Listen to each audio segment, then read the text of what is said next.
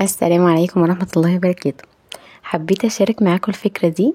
هي فكرة سهلة وبسيطة ولذيذة قوي للأطفال، بالذات للأمهات اللي محتاجة تشغل ولادها شوية بعيد عن الشاشات والتليفون. فالفكرة دي هتخلي الولاد قاعدين منشغلين حوالي مثلا نص ساعة أو ساعة إلا ربع بعيد عنك، يعني ممكن نص ساعة للولاد اللي بيزهقوا بسرعة يعني.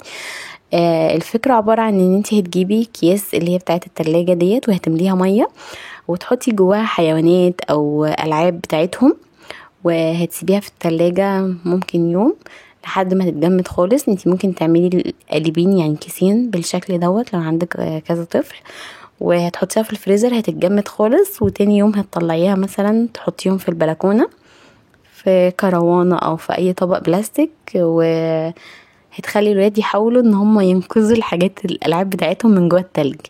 يقعدوا يكسروا ويفكوا التلج دوت، بيستخدموا ادوات، تجيبي لهم مثلا معالق او اي حاجه ادوات من الالعاب بتاعتهم، ويحاولوا بقدر الامكان ان هم يكسروا او يسيحوا التلج ده عشان يطلعوا الحيوانات. طبعا هيتبسطوا وهم بيلعبوا بالتلج.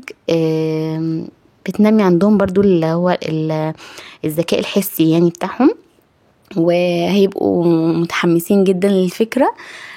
وبس كده. لو الفكرة عجبتك اكتبيلي لو عايزة افكار تانية تشغل اطفالك في الكومنتات. وبس كده، مع السلامة.